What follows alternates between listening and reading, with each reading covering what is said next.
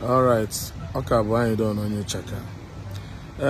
Even ji name a video because of a video phone a Ferrari ni kuku. Nke ogam the 5-star general Kcee Limpopo. When I make video because nobody get I get funny. When I may I will open apology, an open letter to you, Anyambra Kcee. Biko, Emele Numana,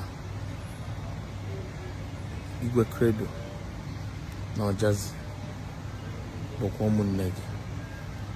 Family get farmer metia, and I believe no makana farmer serious so many things, none of the industry, me faji emefia.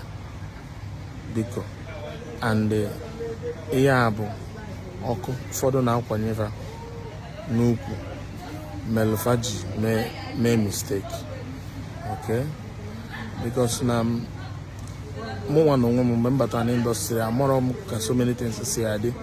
I'm member that can be a rota, then we are split sheet. You know, then we are split sheet. So, I'm a bromia. Yotago, I'm a bromia. No, Nabu, Gina Mother Messi. Any split sheet or sign here, or any percentage here, I'm going to 5%. And then they produce a for the 10%, for the 5%. For the 20% gets here, but then they produce.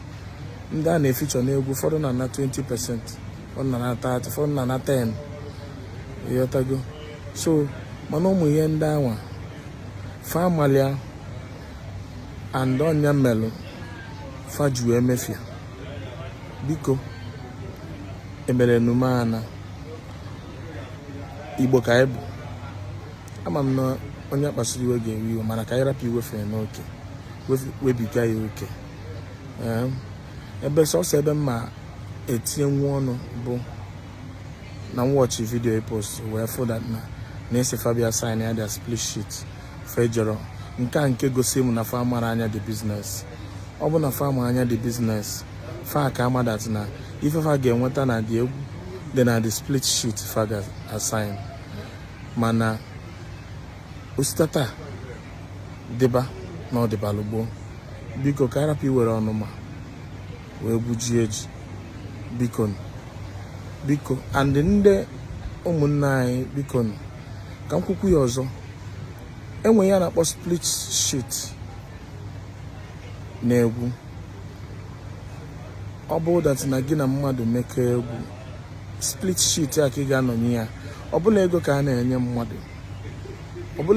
na-enye mmadụ olesi m isi onye a pay me off gị na onye ahụ ekwuo ọ dabala unu na kwụọ ya ụgwọ mana split sheet bụ royalty ka ọ bụ ị ga-elekọta ya for years to come. So biko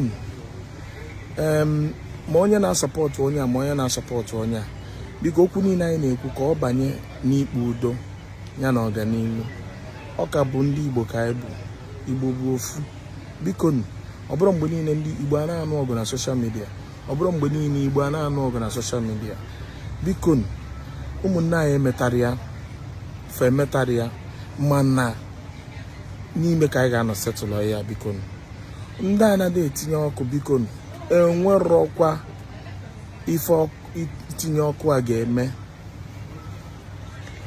na ụmụnne anyị bụ instead ọ ga-aghasa biko ọga m ihe m ji akpọghị ọga m abụrụ maka na ị nwere ego ide enye m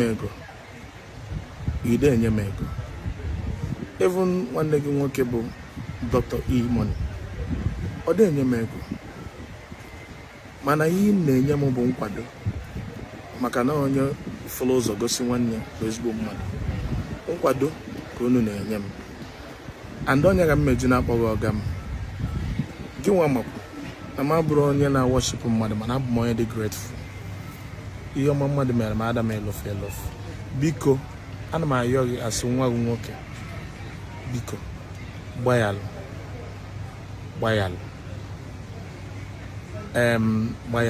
because na familiar with anyafa